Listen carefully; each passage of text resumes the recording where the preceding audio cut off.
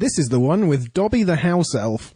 The year that never was. Super horny nihilism. Psychic rejuvenation. And Martha's final countdown. It's called Last of the Time Lords. Here we go. We're still on our endless voyage, all through time and all through space. With Levine and Angels now, Daleks, Cybers, and wow. Tennant, Smith and Eccleston, Gallifrey, where it all began. Doctor Who is cool again, that was Russell's master plan. Who back when? Reviewing all new Who there is. Who back when? Subscribe and rate on iTunes, please. Rose and Donna, Amy Pond, Rory, Martha and beyond. Join us on this odyssey, what other choice could there be than Who back when? Who back when? Ladies and gentlemen, and all in between and beyond, welcome to Who Back When, a Doctor Who podcast. Or Doc Past. This is episode N041, Last of the Time Lords, last of Series 3. I am joined by two of my nearest and dearest co-hosts. On my left... Hi, Podkin. What's up? And over the other side of the room there... This is Nick. How you doing, Podcast Land? Yeah, end of Season 3. Big step. End of Martha's run as the companion. Gone too soon, definitely. Oh, really, yeah. Yeah, she's not really blossomed, does she? But we'll get to that. But she showed promise in this episode. Some real promise. She did, yes. Did you also find that her exit from the show almost... Like, it was the exits worthy of a better companion, in a way? I think it's that we deserved a better doctor, like, for that companion. I think that it was the homage to the lack of chemistry. That's what that ending seemed to signal for me.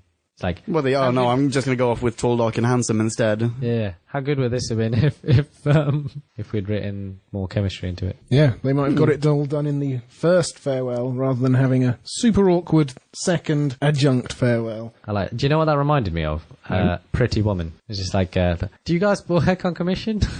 Big mistake. No, any of that bit? Oh, no, that. Never seen it. Okay. Question about her exodus. She says, here, take the phone, I'll give you a call at some point, and when I do, you have to be there. Like, muy pronto. Does she have a call? Is she ever coming back? Or, sorry, has she come back? Not that we're aware of. I mean, no, she doesn't come back, but not that we see that she's called and he's turned up. Maybe it happens. There might be audio adventures, if anything, maybe. Doesn't she appear in the farewell tour of Tennant? She does. She doesn't call him. That's just for his convenience entirely. Well, Wait, she's there? Is it actually her, or is it just a flashback? No, he does the death, I'm going to look at everyone for 6 months, like wander around and just look at you knowingly.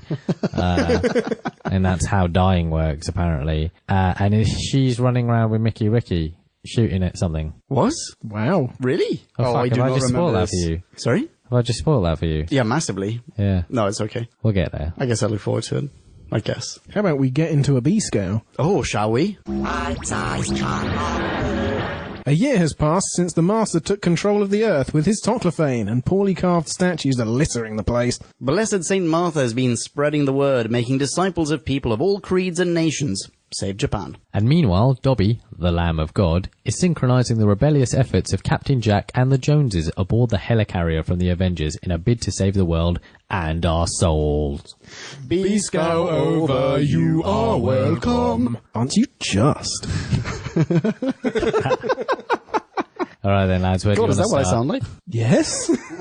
Do you not listen back? I do, religiously. Religiously? Yeah. We'll get to that. Yeah, that's also an appropriate segue. What were you saying, Nick? Where would you like to start? I think, I mean, not to go in chronological order, but start with the beginning of Martha Jones disembarking from what seems like a really non-clandestine boat. Yeah, having turned into some sort of legend just by virtue of having had a gap year, basically. Because she spent, is it exactly 1 year? It's 300, I mean, it's not exactly, because it would have been 365 and a quarter days, but 365 days. But oh yeah, she does say 365 days, right? Yeah. Okay. Which is pointlessly neat. Yeah. Why? Oh, but isn't that should have been the tagline of this episode? Pointlessly neat.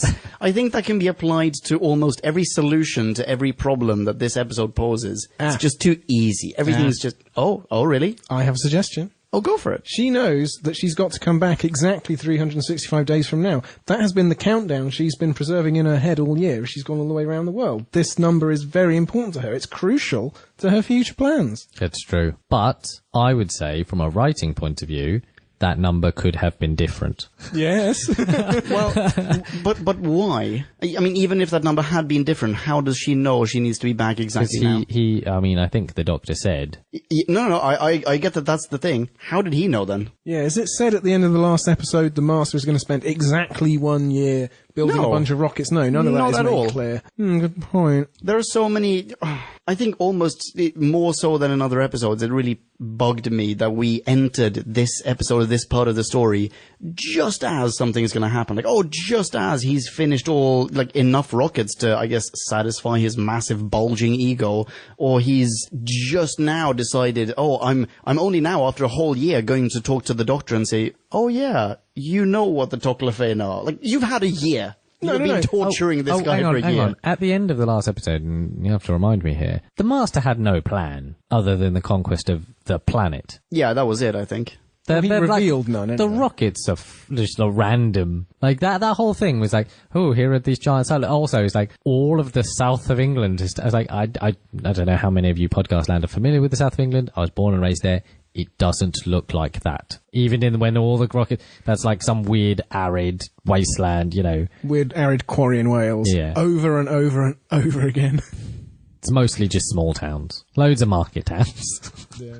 But why? I mean, there were rockets all over the place. We even got that excruciatingly annoying sentence of Martha's where she, just by giving 3 little bullet points, geographical bullet points, goes, I've basically seen the entire world. When she says, I went past the nuclear reactors of enter actual location here, and the rockets, oceans of this, whatever, that sort of thing. Yeah, it was the Black Sea to the Bering Strait full of rockets, and she's like 100,000 rockets. Like that seems like too big a set. It's fucking massive, and those rockets are really parked. Yeah, you got way more rockets than 100,000. Either way, when the rockets turn up.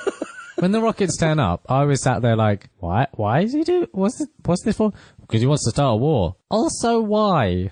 Like, because he, eventually he goes on to say, to build an empire. It was like, who are you going to fill it with? Yeah, well, I mean, it's just him. He says it's the new this is the new Gallifreyan Empire, comprising a bunch of Toodle-Pip and one dude who has, a finite amount of regenerations left. I assume as many semi-Time Lords as he can pump out of Dirty Lucy Saxon? Is that part of the plan? Oh, there is that. I hadn't even considered that. Obviously, they're snog. I mean, we start on a snog. Clearly, they're boning all the time. Well, not all the time. Every scene that we don't see him in. Yeah. And he's spreading them. Sometimes we see him leaving scenes with her on the way to the bedroom. Oh, yeah. Exactly. Yeah. Sidebar on the number of rockets. 200,000 rockets isn't going to be enough to blow up all the all the life forms of the universe. Well, not even the sort of fictionalized Doctor Who universe life forms in our galaxy. But they're not incendiary rockets. No, black hole rockets. Black hole rockets. Yeah. The black hole generators. Which, okay, again, tangential, but he says at the end, they're full of black hole generators or some shit.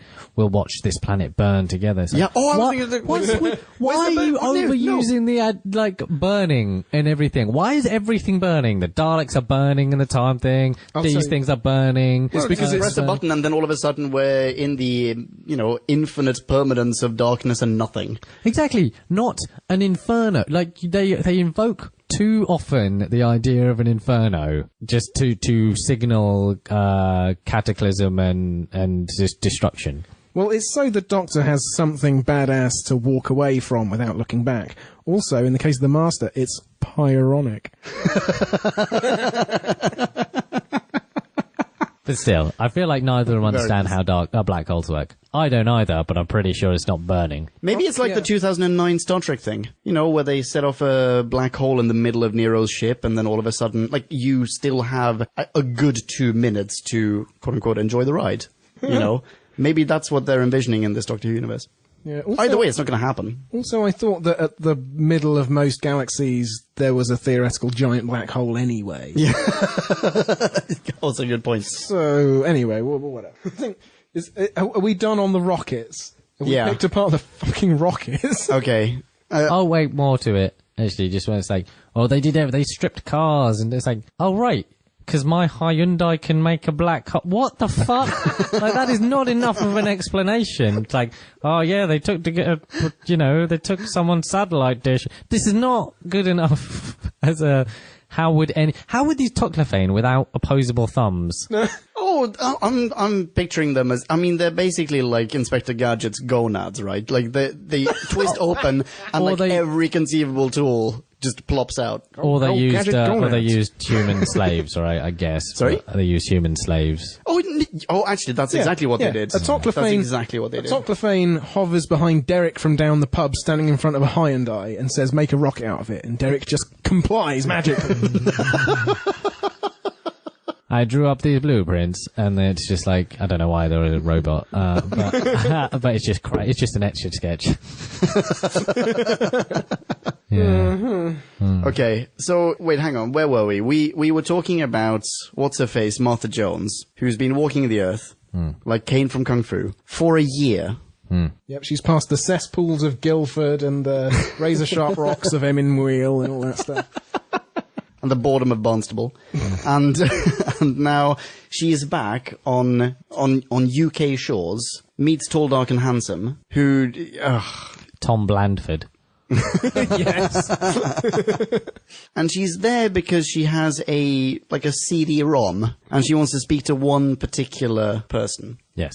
It's not really, right? It's not just an alibi to get aboard the ship later on. She does want to know what's inside one of the gonads, right? Because she doesn't know. She doesn't know, but we're led to believe, post facto, that this was like some Ocean's 11, it looks like the plan is failing, but actually we thought about this the entire time. That is true, fucking nonsense. But when Only the Brad testicle Pitt opens... can get away with that shit. Dude, when the testicle opens, she is totally taken by surprise. She has no idea what's in there. That's what I'm saying, like, so that part of the narrative doesn't fit with her, naked surprise at what the hell was going on. Also, how fortuitous that out of 7 billion Toodle-Pip, you find the one kid that you remember. No, that's not what happens. No. Oh. I thought it was, but the Toodle-Pip says, "We share all our memories." Yeah.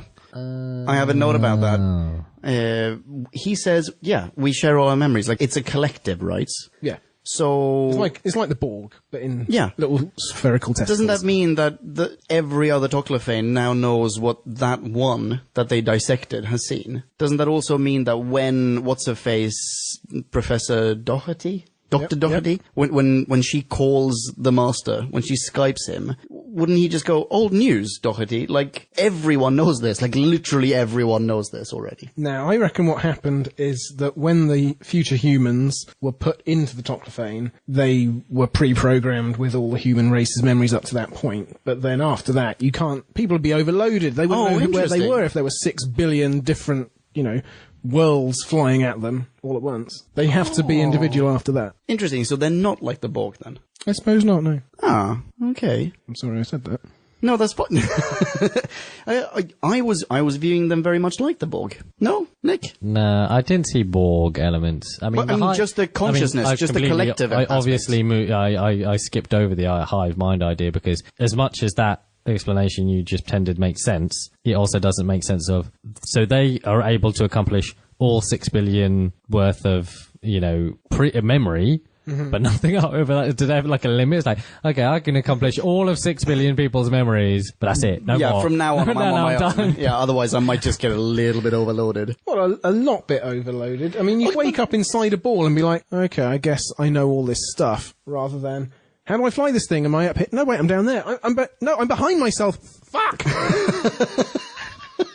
But still, I don't need to know that little Timmy met a random human. Like, that's not useful. Oh, Crete. Yeah. No, I was confused. I watched this twice because the first time around I thought, well, Crete's had the Scottish accent for 100 trillion years. Put him inside a ball and he's like, "Hello, Martha Jones.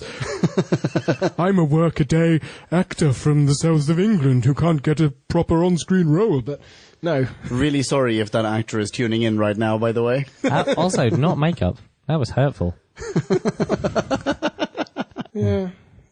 Okay. Where are we going with that? Toodle-Pip. Let's talk more. Toodle-Pip. For the record, yes, they are exactly what I remember them being. I'm very, very pleased. Oh, the reveal. Yeah. Yes. I feel like they could have done more with the reveal, though. And that's not the only reveal. There's another reveal that we've talked about on Who Back When so many times. I mentioned it possibly in the last episode or 2 episodes ago. The Face of Bo reveal. Oh, no! And that actually happens here as well, and it's just... That's good. It's not good because It's not good. last It's good. time... I misremembered the Bo meaning as well. Yeah. I thought it was B-E-A-U, Bo, as in he was good looking. No, it's the but it place. was... But last time we let RTD off because it was so incoherent and didn't make any sense. We thought, oh, okay, he gets around to deciding this 12 months from now when the jam on his whiteboard of craziness is wiped off. But no, this was all within the same storytelling unit. And he set it up and ruined it. Why is it bad? Because the Face of Bo remembers... He doesn't help Doctor out at all. Yeah, but well, again, so And if we not go back just to that. if we go to memory capacity, he lives forever, but does his memory? Yeah, but okay, Dude Meister, what about 2 episodes ago when the last time I brought this up on the show was when, in Captain Jack's presence, the Face of Bo was name-checked. So why at the time did Captain Jack not go, hey, that was my nickname, guys, that is such a coincidence. Oh, wait a minute. Maybe he just didn't hear. Maybe he's just slightly out of earshot. Nah, I don't buy it. I don't buy it. I think it's a massive plot hole. Although Captain Jack could have been just listening to himself singing in his head while the Face of Bo is talking until someone pays him some attention.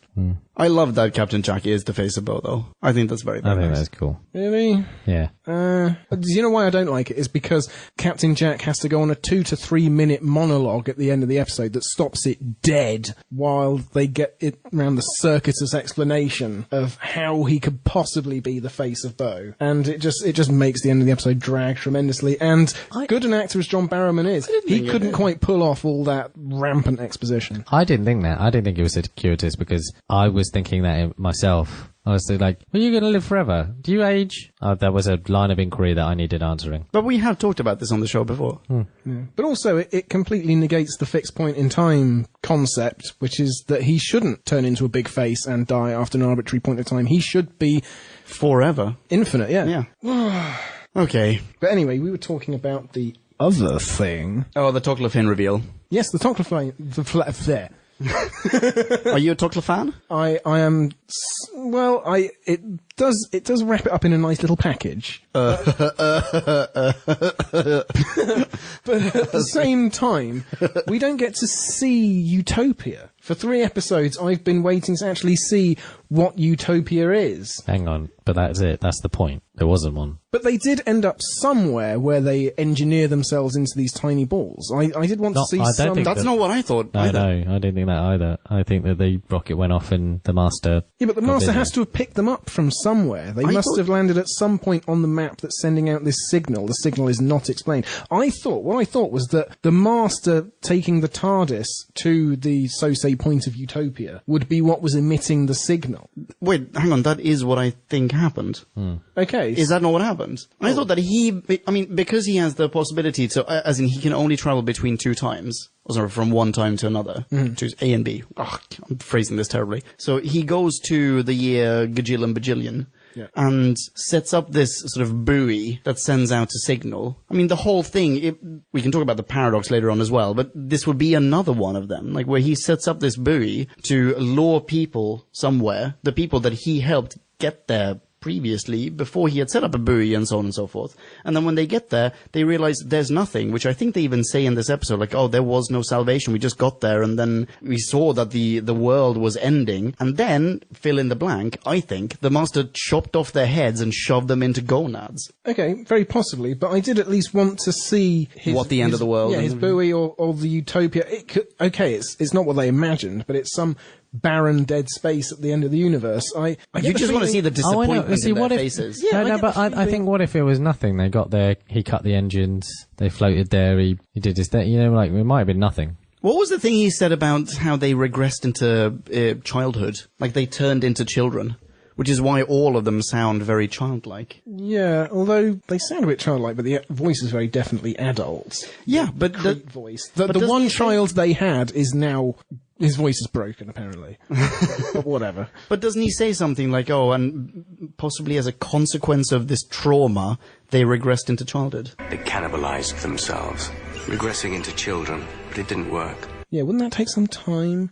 And also, they had their technology, the famous human technology. They turned it in on themselves. They didn't do that overnight. They didn't, and the Master didn't say he was involved in that. Several generations later. Yeah, in which case, the Master, what, is he just waiting around for 180 years while they sort that shit out? Because he can only go between the two time points. Oh, God damn it. See, what I think is, I think that RTD kept Utopia deliberately just completely off screen. Because he doesn't know how to connect those two dots. Yeah, and because when you start actually looking into it, it is full bullshit. Oh, but you know what? Can you not just rub a little bit of Vaseline on the screen so that it's, just a bit blurry and go, it's so cool though. I mean, we had all of these people aboard a rocket. They went there, he decapitated them, and now the ball's taking over the earth. Also, that would have been. I think that's of some. If we do the Vaseline thing, it was later. Let's do that. It was sort of.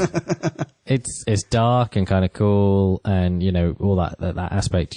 But I don't know, on an aesthetic level, those balls and it just wasn't very scary. Like, were they very scary? I didn't find that. What would have been scarier if there were some? I think if they'd left them as humanoid in nature. Is this what you mean? Like the fact that they actually enjoyed themselves? That they, when they go like, when they're asked, why do you want to kill your own kind? And they go, oh, because it's fun. It's like, oh, well, you're not suffering at all, are you? Yeah. You're having a good time. You're not suffering. If they were in these balls, if they basically were the way that, do you remember, is it in Rise of the Cybermen or one of those two, where one of the Cybermen, their emotional inhibitor or something collapses in on itself and it just suddenly remembers. Yes. Nice one. She just suddenly remembers, like, who she is. It's her wedding day and she just goes, why am I encased in metal? If every single one of them were like that, or at the very least the one that they crack open, when Doherty cracks one open, if that thing just starts screaming, like, what is going on, you guys? Where is my body? Why am I in a gonad? That would have been awesome. Yes. Probably better than this. I do agree with Nick, though, that the balls aren't scary. Even when the blades pop out, it seems more an abstract threat. I mean, you hear slicing and dicing, but it's always necessary. Well, because the mechanics doesn't make sense. It's like we want to slice. They chant at some point with slicing to something, right? When they're in space. Yeah. Like, but how? You're a ball. You're rotating and cutting, but dicing isn't in your, like, if here's some garlic, you're not going to be able to sort that out for me, are you, ball?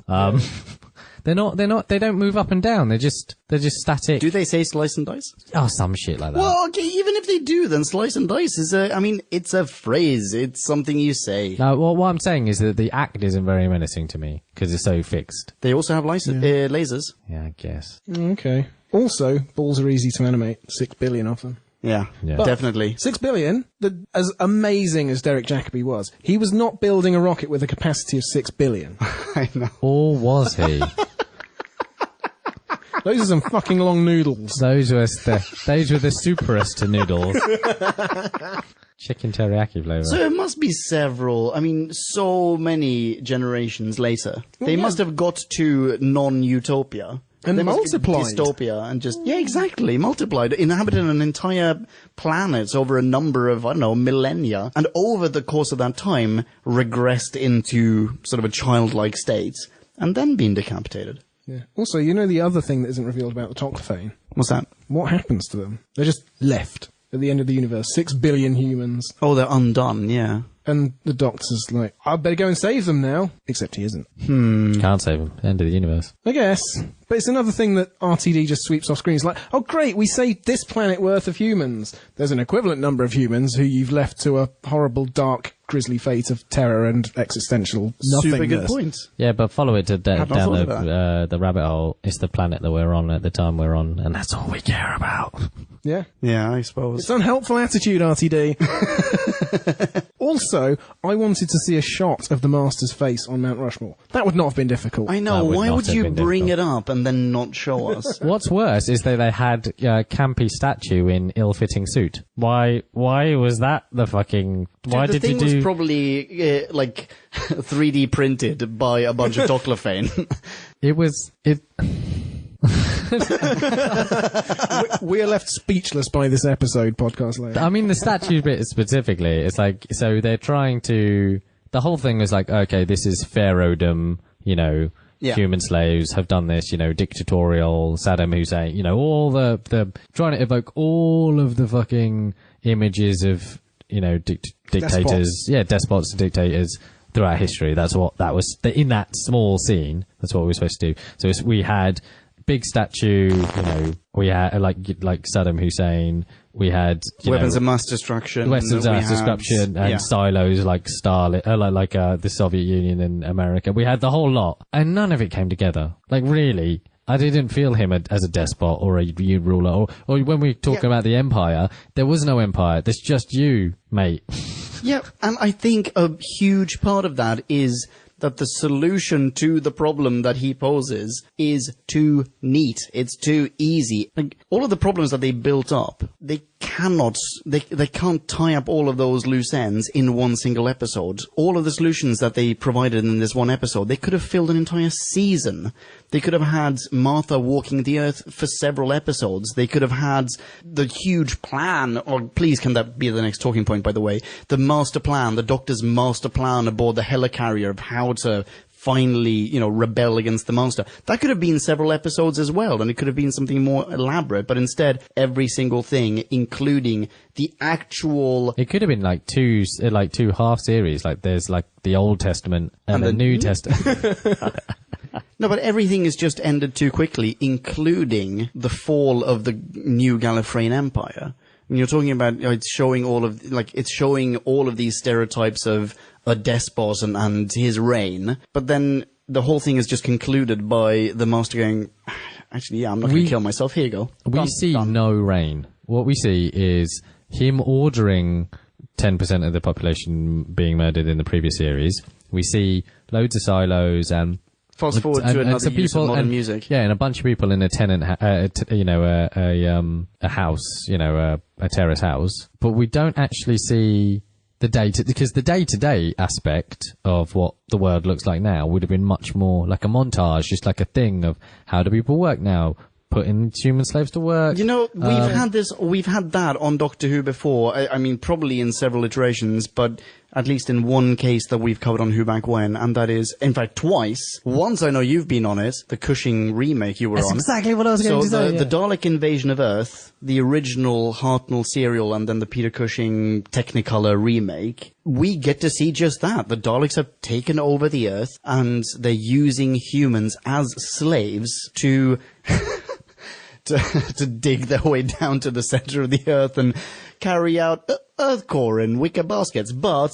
Look out for the Rachnos, by the way. But ridiculous though that may be, we still get to see that, and as a consequence, we really feel the pain, and we understand, and we can sort of empathize with humanity. Here, no, it doesn't we just happen. see into a student bedsit. Yeah, exactly. Also, or a hippie commune. Also, we get a really long montage of stock footage from all the world's cities at the end saying, hey, we're back to normal. Obviously, you see this every day. And here's more of it! I mean, that is the most hilariously hackneyed montage of stock footage. It's like, here's Piccadilly Circus, Shibuya Cross. It's like, there are other I'm sure it wouldn't have been hard to find more nuanced stock footage in the BBC archive. It can't have been that hard. I mean, they had already said that Japan had burned, right? So if they're going to show that crossing, then, or if they're going to show any kind of stereotypical Japanese stock footage, you type in Japanese stock footage, Shutterstock immediately gives you that crossing, probably in fast forward. Why is Piccadilly Circus such a fucking thing? Because everyone outside of the UK thinks that is England. I don't understand it. There's so many other landmarks that make more sense. No. It's the Eiffel Tower of England. Yeah. It's just... Fuck off.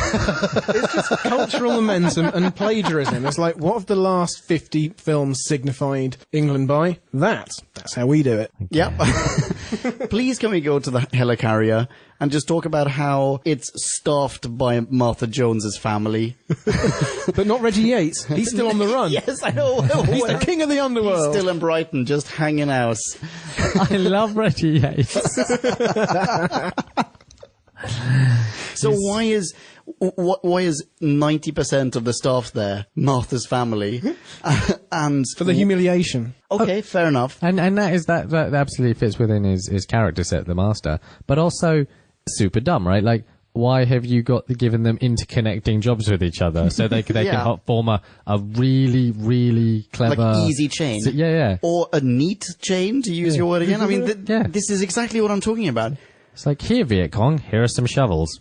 It's so they can see their dear ones suffer. It multiplies the suffering. Well, I suppose. That's right, Drew. Okay, so how long do you think How long do you think they were working on this plan? The whole 2 fingers, 3 fingers is like, oh, today's the day. Today is the day. Yes, that Martha's mum is going to shove the master's coat in the doctor's general direction. Was that the grand plan? There's more to it though, because the doctor has already initiated this year-long plan, and then 364 days into it, he goes, "Fuck this plan. We need a new plan." Yeah. Well, do you think there was a different plan? So, maybe Martha misunderstood him. He said something like, "Oh, yeah, all right. So wait 350 days." No, maybe it was like, come around, and then after 365 days, she still hasn't showed up, and he just goes, "Oh fuck, she's probably dead." So let's just grab the coat. Grab the coat. I think he went, wait 3 or 6 or 4 days. You look like a man with something on his mind, Drew. Oh, yes. I think that this is a sub-plan from the Doctor. Ooh. This is just to make the Master hear those terrible, unbearable words, "I forgive you." Because every time the Doctor has said, "There's something I've got to tell you. It's that thing I've been meaning to tell you," the Master somehow has jumped in and said, "No." Yeah, what is that about? Could the Doctor not just whisper, "I forgive you"? Ah, psych. I beat you.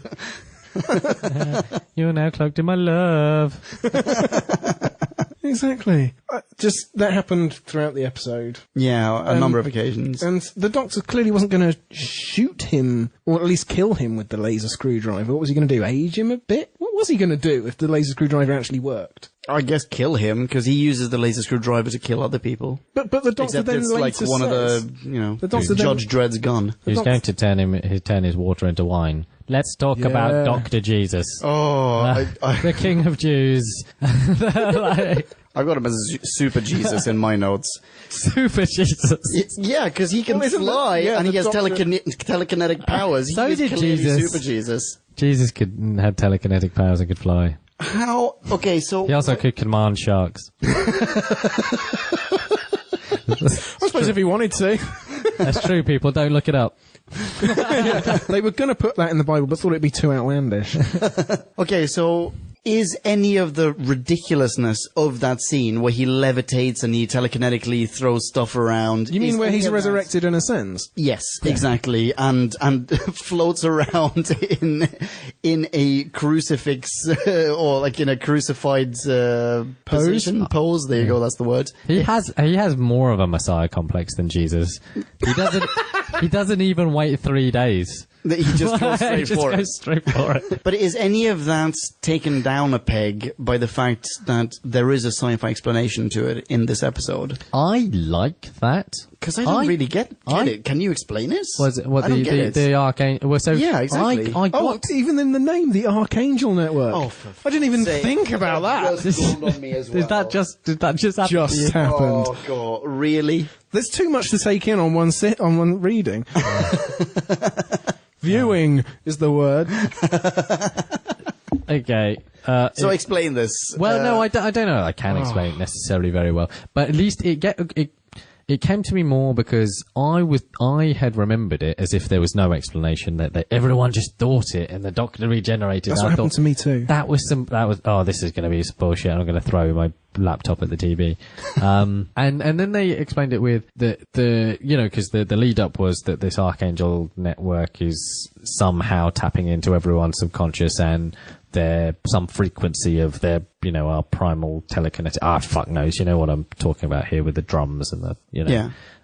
So they were essentially using that against. What I didn't really understand is how the entire world was able to channel it into an action. Oh, well, what happened was they essentially flooded the network with thoughts of the Doctor, and the Doctor says from his point of view, I've been able to merge with the network matrices for the year. He's ready for this signal so that when the humans flood the network with it, he can absorb the power from it. Oh, okay. So actually, from end to end, it adds up. I was into it. Didn't quite, can do all the dodge, but I thought, that's actually relatively clever. I was into that. Supremely naff, but quite clever. But why? So it actually does take it down a few pegs then. Well, it takes it down in the way that it made some sort of sense, but it absolutely did not detract from the Super Jesus direct parallel. Like, absolutely, unashamedly, not at all nuanced parallel of, I'm Jesus, I'm going to float towards you and forgive you. And forgive you, for exactly. your sins.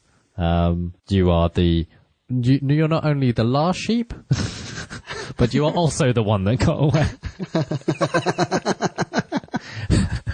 Yeah. No, there's a lot going on. It's been set up throughout this series. One of the things, now I should say at this point that I went online and I consulted a book called Time and Relative Dimensions in Faith, which was an academic book written by multiple contributors about various things over the whole 50-year span of Doctor Who, the spiritual themes, God themes, transcendent beings, all these things. Super interesting. Yeah, there's a rich wealth of material to analyse there. And it mentioned all the things we talked about through this series so far, the hymns in Gridlock. Gridlock was actually nominated by, like, a Christian, I don't know, association or church or whatever in America for a prize. Oh, really? The Epiphany Prize, which they give out to TV episodes that they think promote Christianity in some way, directly or indirectly. Then they learnt about RTD and they were like, oh no, we never did that. We never nominated that for that. Which is a shame.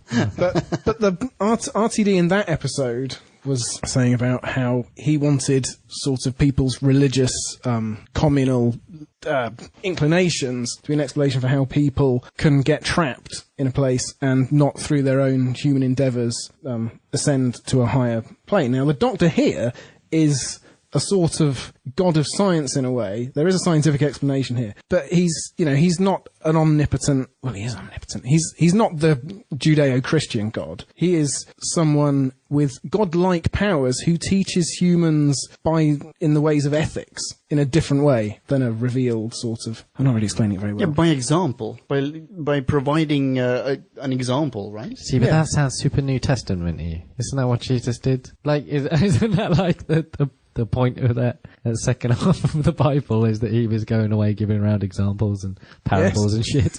Yeah. I mean, you had things like RTD just sort of sometimes glibly throws in iconography. Like last episode, they mentioned the cruciform at the apex of the Time War. Like, I saw the Dalek Emperor grab the cruciform or something, which only makes you think of one thing. Yeah, oh, definitely. I don't remember that being mentioned. Well, it's not explained. Reminds me it's of just snooker. Thrown in.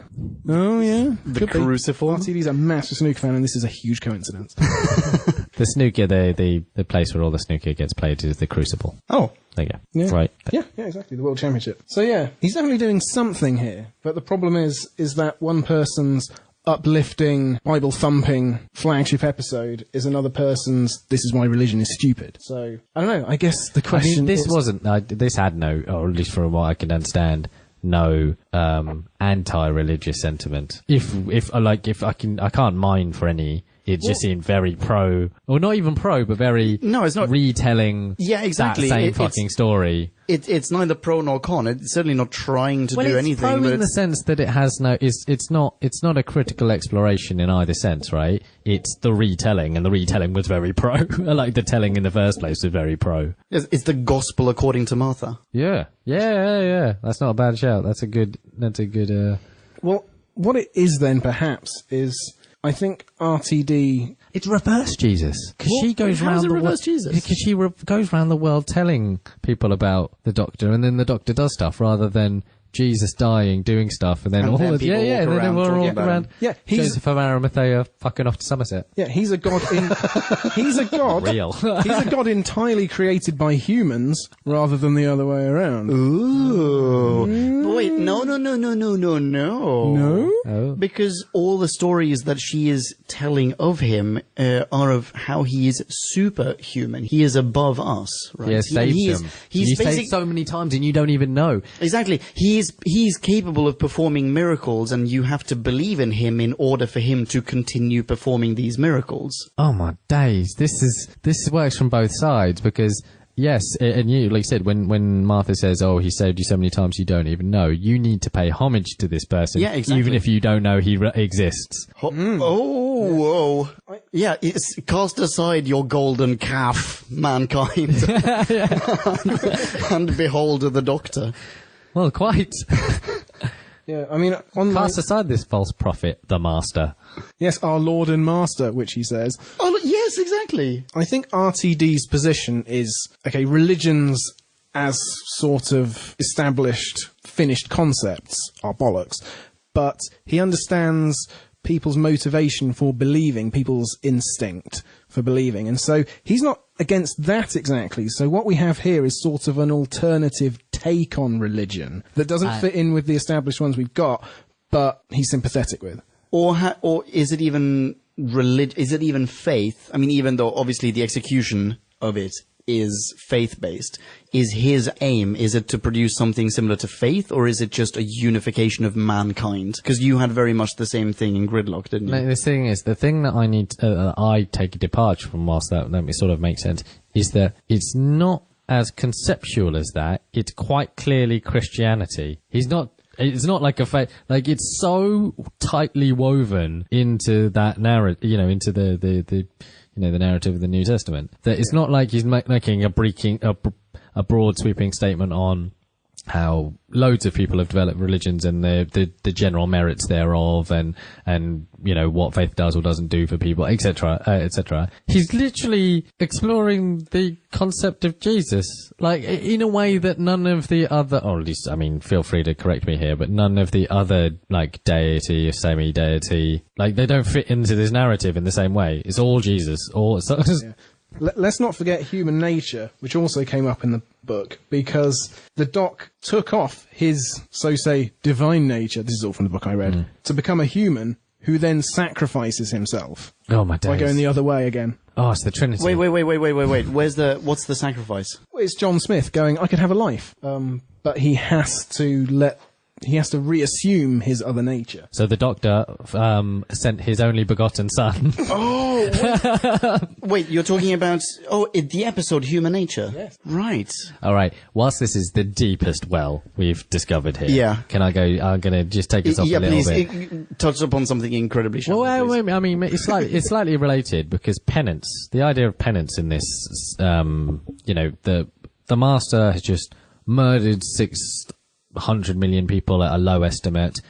Some people say half the population, 3 billion. And it all gets undone. And the Doctor's, he's sort of torn up and he's going to keep this person. The family in the family of blood, how many people did they kill? Because they got, like, the most torturous lockings up of all time. You know why it's different in this episode, though? Mark 2:7. Who can forgive sins but God alone? Well, quite. Well, quite. Shit. Can't top that one. Can't top it. Oh. But towards the end, when the Doctor goes, all right, well, I guess I'm going to keep you in the TARDIS. There was a split second where I was thinking, okay, well, you're going to keep him in another one of your snow globes. Like, the Master is going to be punished forever. But instead, the idea is what? The idea is to sort of reform him. He says, I now have someone to look after. Yeah, as opposed to Martha. I didn't even think by the way, about Martha, that. you're in the room. Yeah, it's... he actually says maybe I'd need to stop wondering. It's like, are you just guys going to settle down and get a cottage? Like, what? That's exactly what he's saying. Yeah. We're going to move in together. I'm going to reform this guy. He's going to be a good person. And we're then going to grow radishes. And we're going to bone. Yes, possibly. Possibly. that I don't makes know. sense to I don't me. know. I hadn't got that far. But certainly radishes. Even if the Master You can't grow radishes with someone there without fucking... It's not it's not real.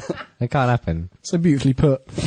Can't make an omelette all without breaking got a some eggs. bit- You can't grow some radishes without fucking. It all got a bit academic, and I needed to... But even if the Master in his current incarnation is heterosexual, he has the perfect opportunity once he's been shot in the gut. Nowhere near either of his two hearts, by the way. You'd need at least 2 bullets to Yeah. kill the Master, surely. Anyway, he could just turn into Missy, who is more than willing to bone down with Capaldi in a weird, crazy way, and they could just do it till the end of time. See, I wasn't even considering considering this a sexual thing. I was thinking cottage, radishes, and retirement.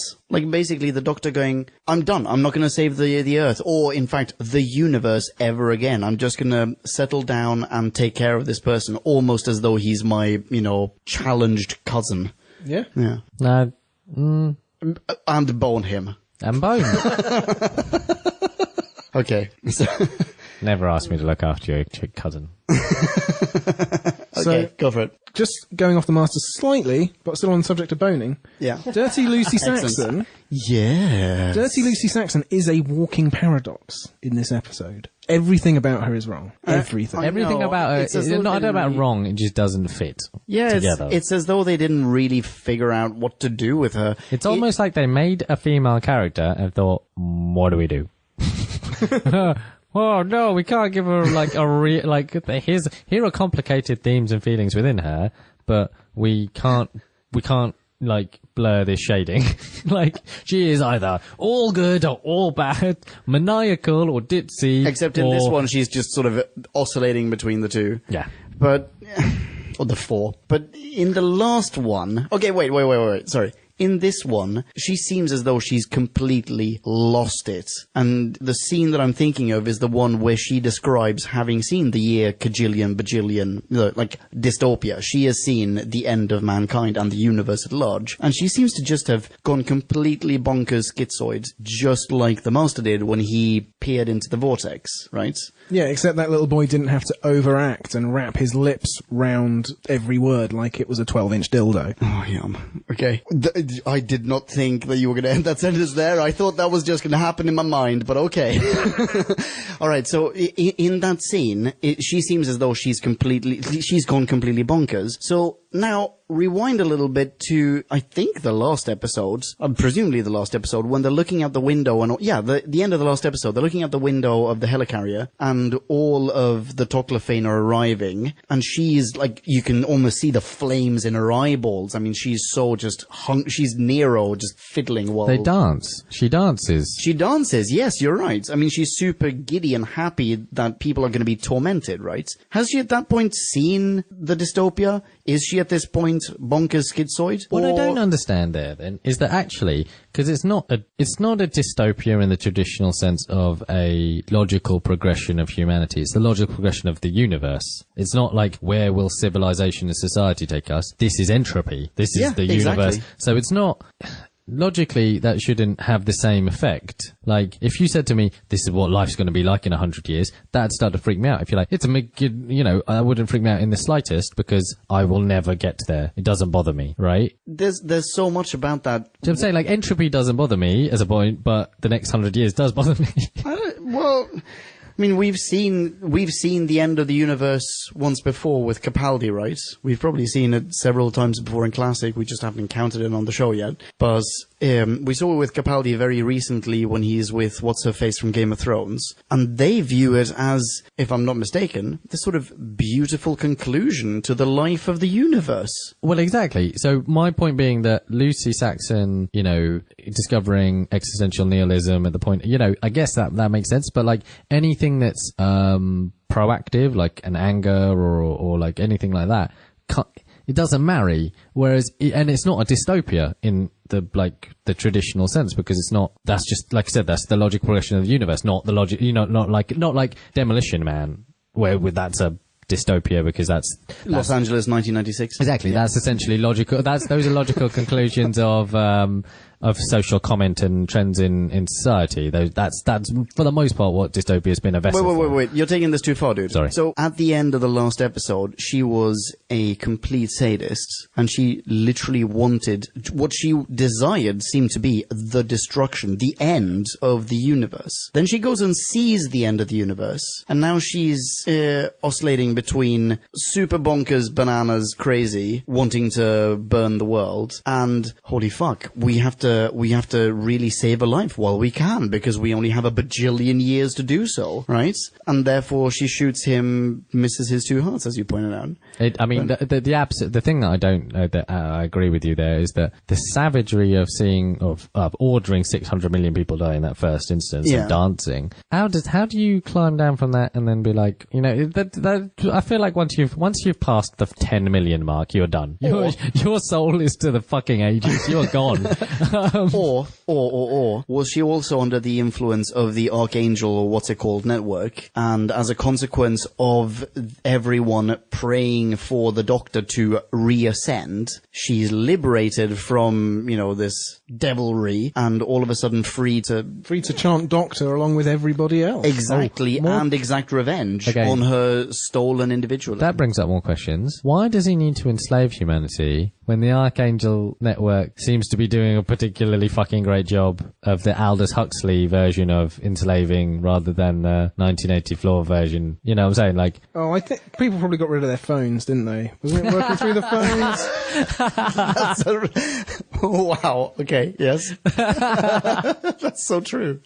But like, why isn't he popular? Yeah. Well, he sort of switched gears, didn't he? But why did he murder anyway? He didn't need to. Actually, it would have been a much more efficient empire, like all empires have been, if you're able to win hearts and minds and then use those people to be the people that build your empire. But he doesn't want to do that. And he also wants to punish the Doctor by destroying what he loves, namely humanity. I mean, they say in this episode that he sort of switched gears, and rather than use the Archangel network to convince people to vote for him and to trust him, he used the network to spread fear, and a sort of fear of disobedience. So everyone is, they have no choice but to be his slaves. And possibly Sexy Lucy Saxon is one of those people. I'd be a very different dictator. That's all I'm saying. I think I'd be a much better and more efficient dictator. We all would. This is how it starts, isn't it? You say to us two, I'd be the best dictator. What do you think, podcast land? Spread the word.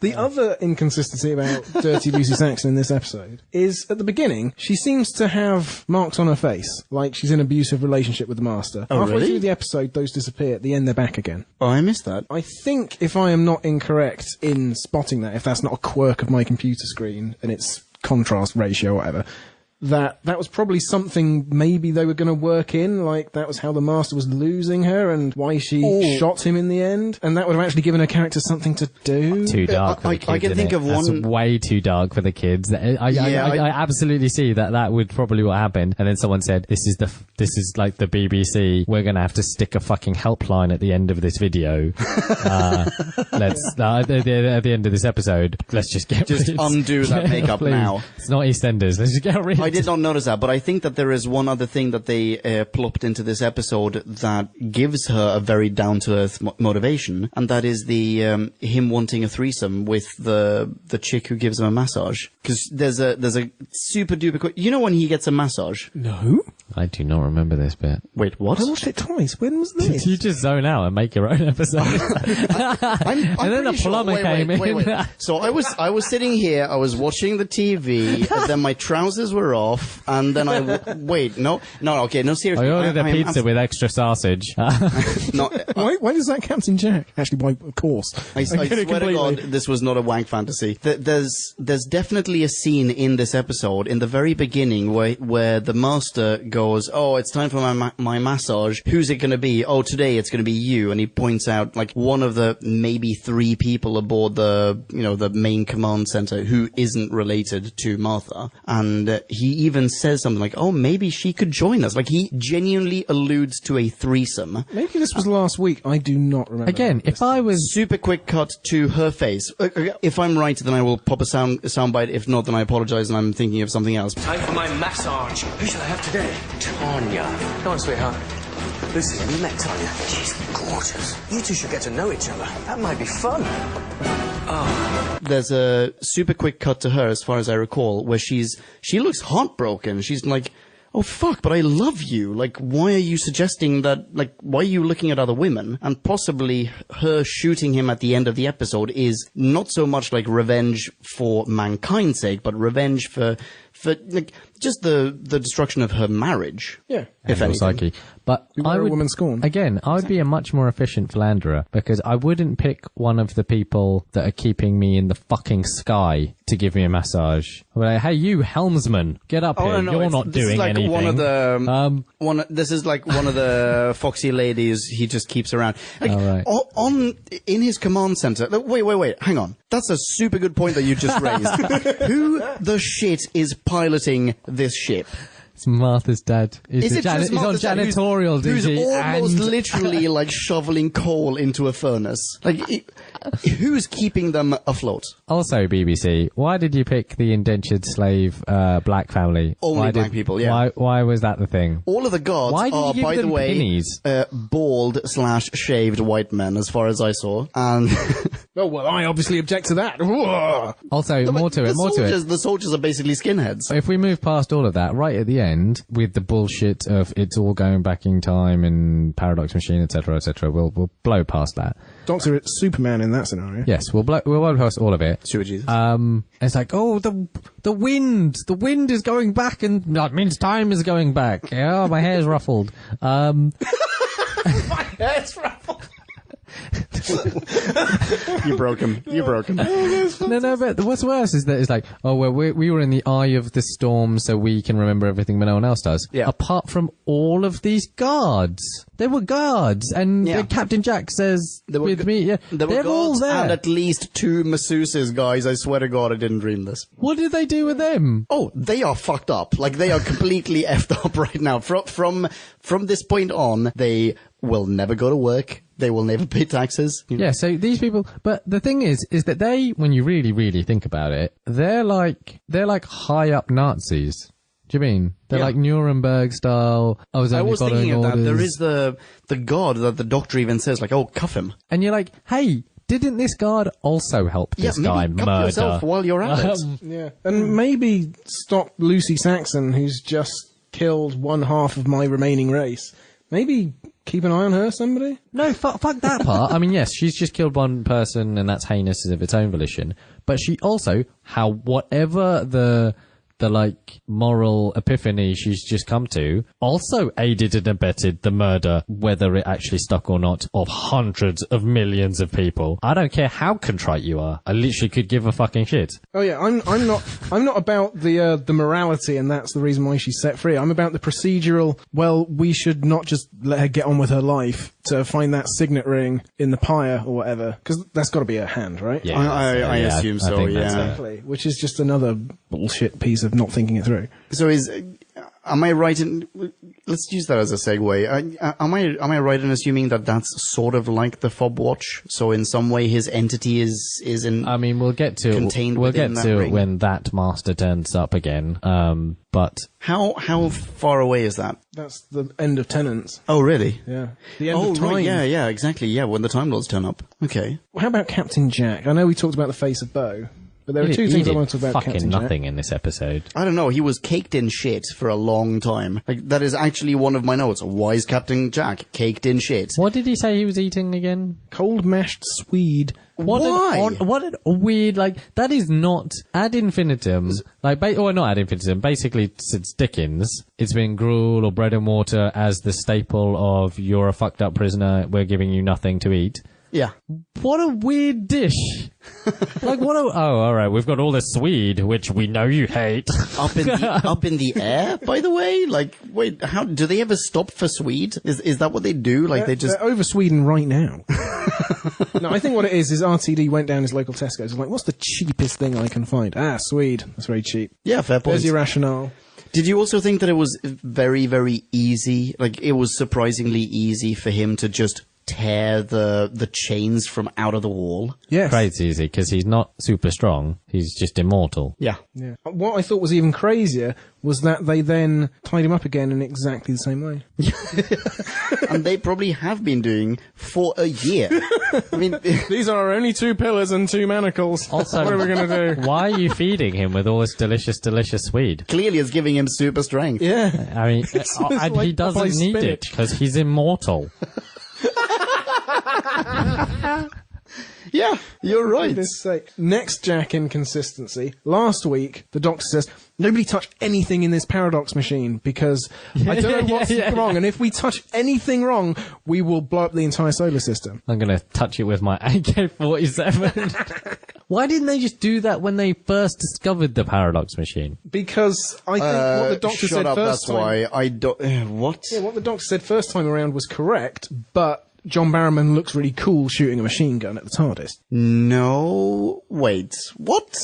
when they, I mean, yes, he does. Sorry, I gave the RTD explanation. He's doing his Snake Plissken again, just like he did in Bad Wolf. But what was the reaction when they first saw the TARDIS? Oh my Wasn't God, it just like, oh, don't touch anything? Yeah. If you touch anything, you might like collapse the universe or something. It was blow up the solar system. Oh, okay, fine, yeah. That's enough. Yeah, that is a good reason not to then just go in and Snake Biscuit or whatever you were talking about. Snake Biscuit. What did you just say? Snake Biscuit. Snake Biscuit. Can we please make a YouTube video of Snake Biscuit? You knew what I meant.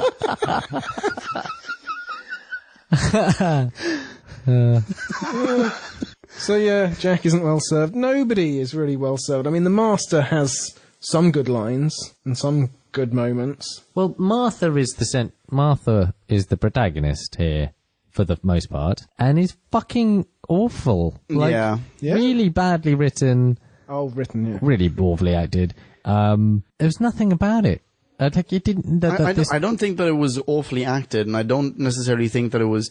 Well, okay, yes, it was badly written in the sense that there wasn't much dimension to her. There weren't many levels on which she could operate. There was just that one level of the gospel, and that was it. No, I thought there was one moment where Professor Doherty says, "You don't look like the sort of person who can kill," and Martha gives her a look, which to me basically said, "Oh, yes, she could."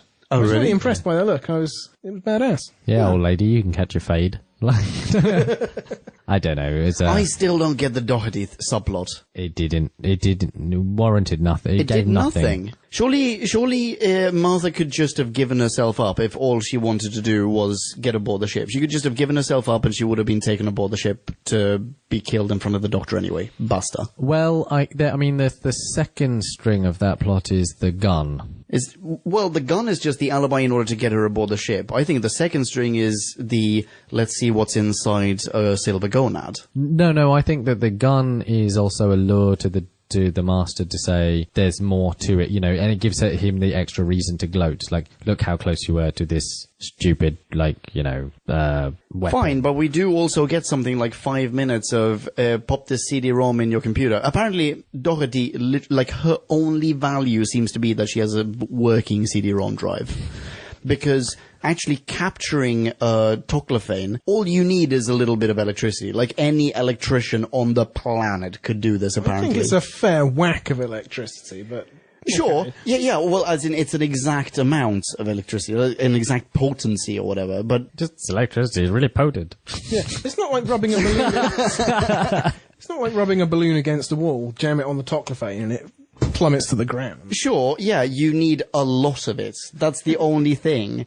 But, No, isn't... so the Doherty's a professor? Yes. Yeah. So I guess it's the research aspect. What research? She asked a couple of questions and Martha fed her all of the answers, including the stuff that she didn't even know enough to ask about. I don't know. Maybe she said there was data on the disk. I think Doherty was only brought in order to... she's only there to bring her on the ship. I think Martha even says as much. Yeah. I mean, that is her function. But so why have the whole, let's capture Toodle-Pip? You have had a fucking year, Martha.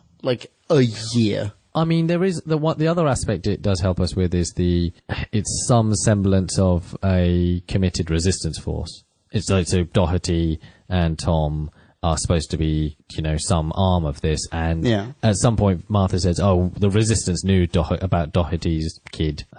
Yeah, she's a double agent. It's exciting. Yeah, double agents are always But it's exciting. a subplot that leads nowhere. True, it is pointless, but it does yield some good moments of television. I mean, RTD in this episode is so much style and flash and cool over actual substance and logic. Oh, and then this is not the most egregious example. And the other thing is that the resistance is is the distribution network of the message. So whilst Martha is walking round and telling people, like before she gets to that terrace house, they know of her and that she can kill so the resistance have foreshadowed her and then once she's gone, continue to tell the story. Like, that's sort of important, but not well executed. Okay, another question about what she talks about, just to follow on from that. How much did the doctor actually explain to her? Because as I recall, he says like maybe 5 seconds worth of English into her ear. Which we get over and over again. Yeah. 4 times in the first 20 minutes. There you go. The exact same shot.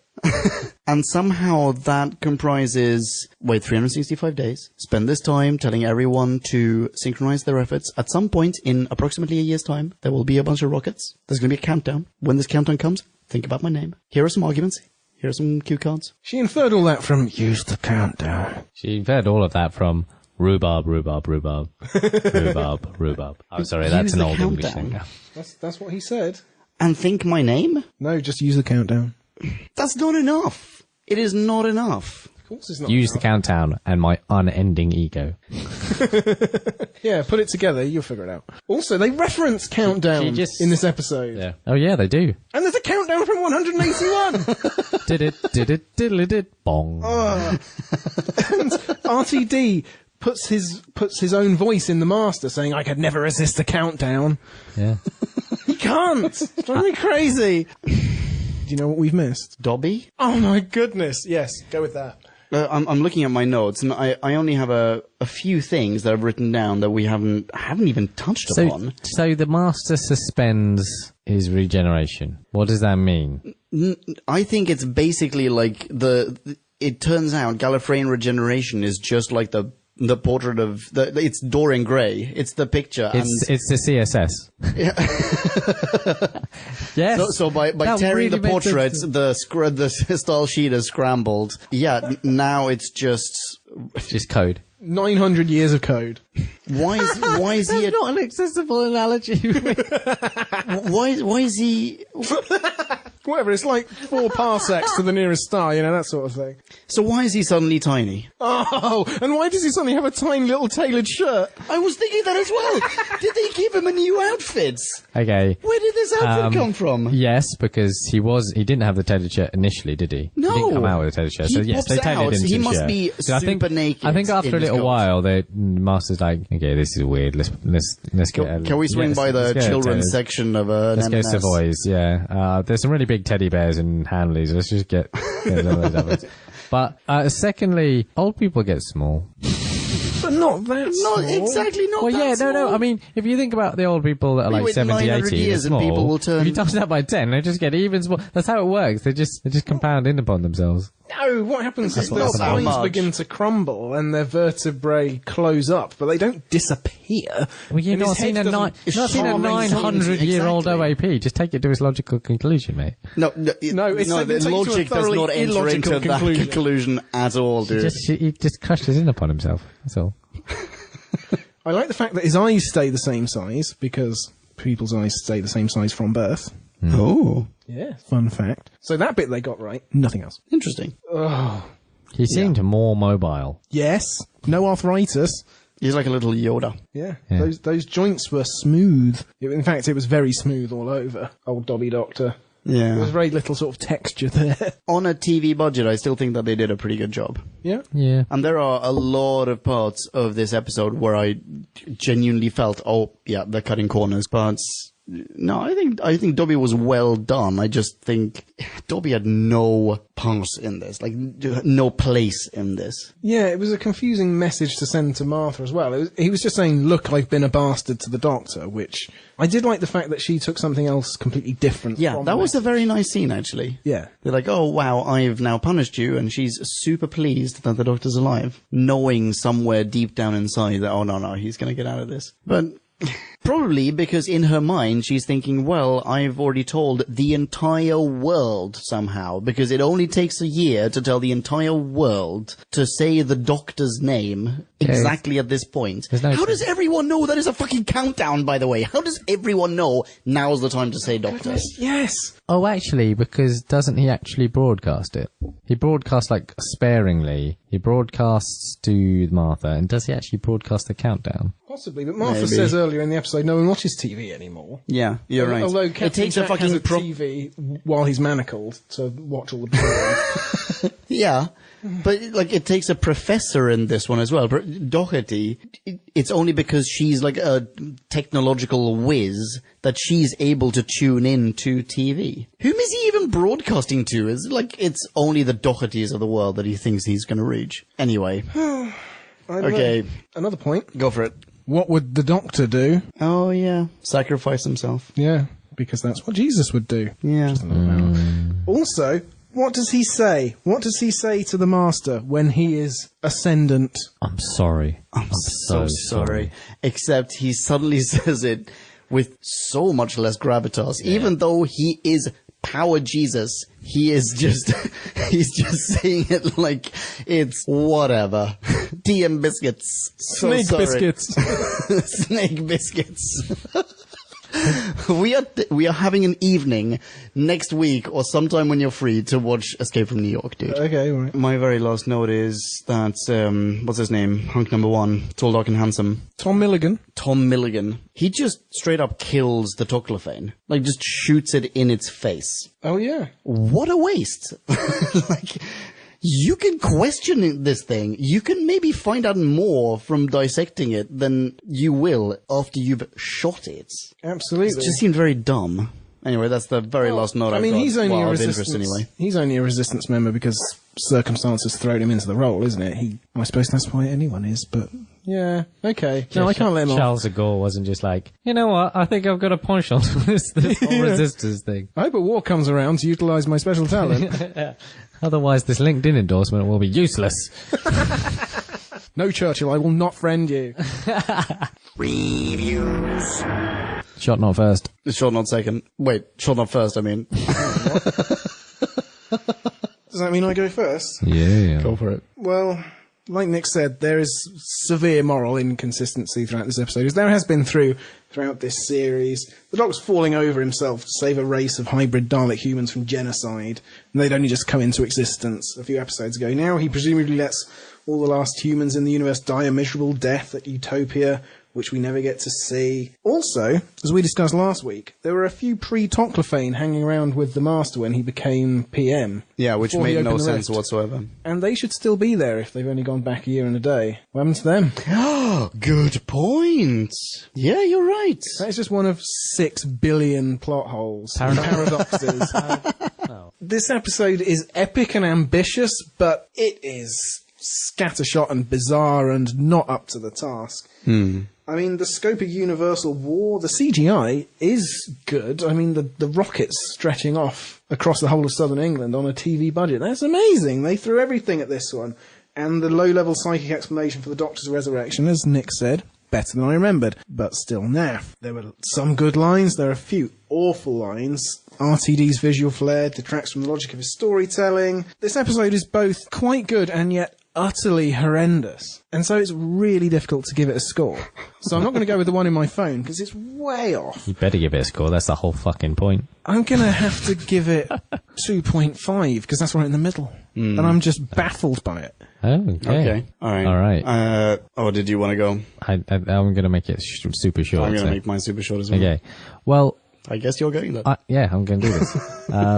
So yeah, also baffled by many points, ups and downs. I think that they've basically pitched the pacing again wrong over the 2 bits. They spent so much time setting this up in the first half of the first episode. You mean the second third, but go on. The second third, whatever. The first half that they had to cram in all the epicness into this and it lost so much. Like, we didn't really understand what war, who they were waging against, what this empire looks like, Gallifrey, blah blah blah.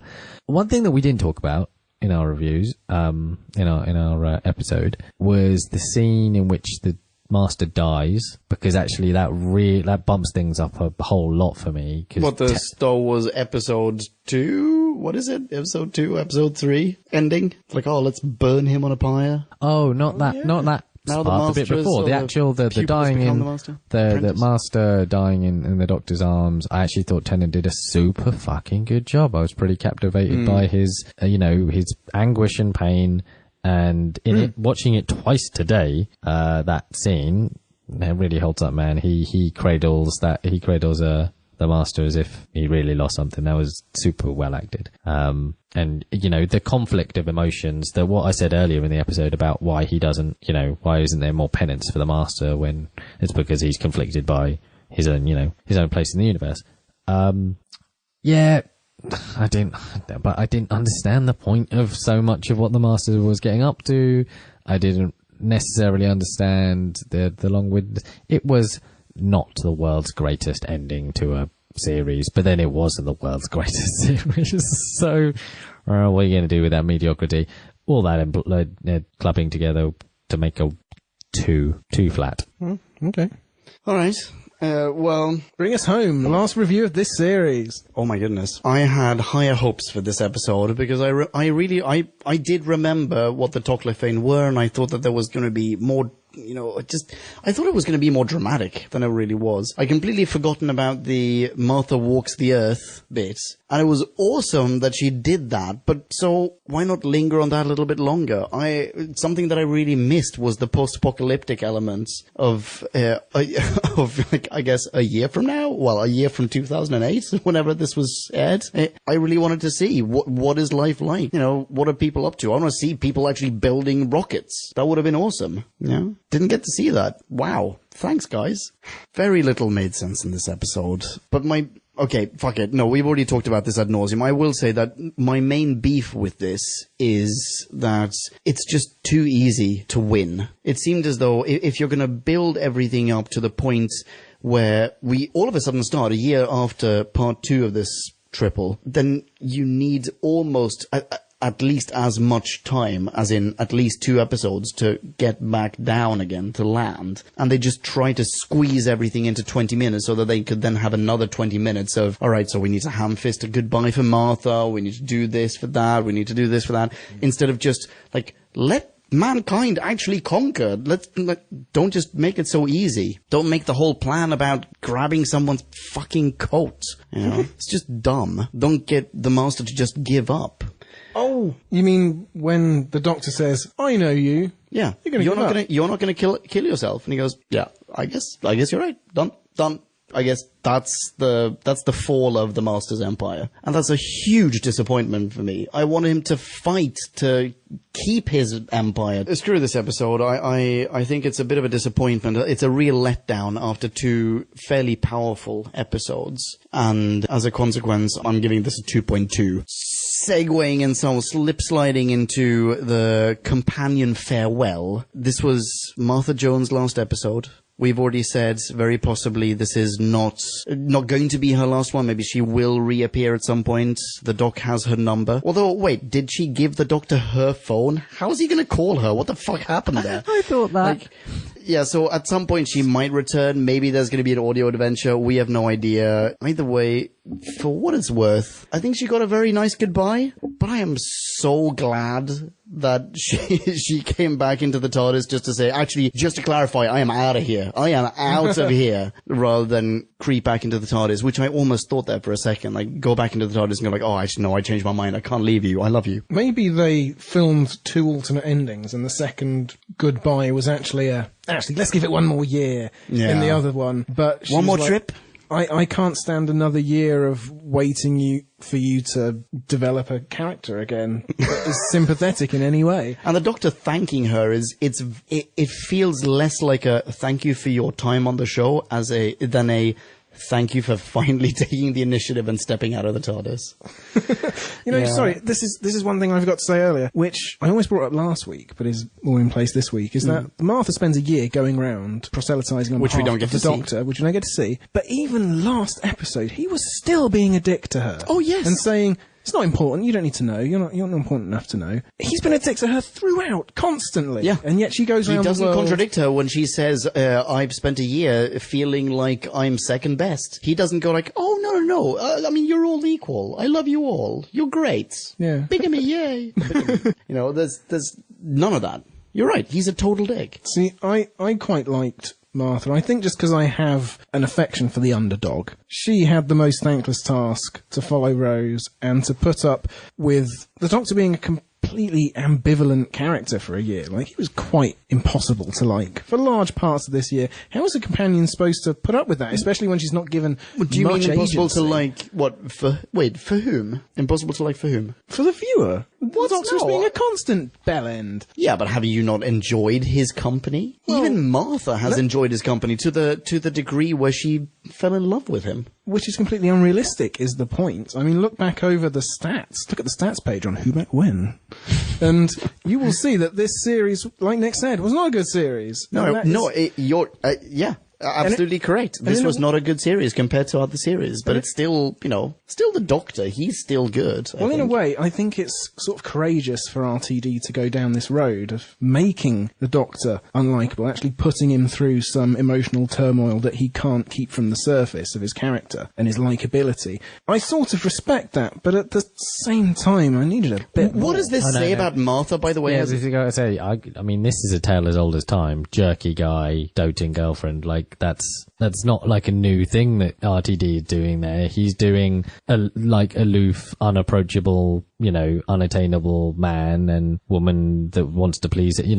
It's a trope that exists in loads of different forms of popular culture. He's just doing it again. But I mean, it's not that brave, is what I'm saying. Well, it's brave in the sense that the Jerky character, his name is on the show. He's the reason people tune in, and to make him like this for a whole year. I think he's capitalizing on probably a lot of other stuff happening that same year, or is the anti-hero aspect. There's loads of things that are propping up at that point where, Jerky characters doing quite well, Dark Knight? Probably a bit earlier that this I think Dark Knight was later than this, but okay. I just to point out comic book versions, because apparently that's where my brain has gone here, but I know Wolverine, Hellboy, not necessarily that, specifically good, not completely down the line good.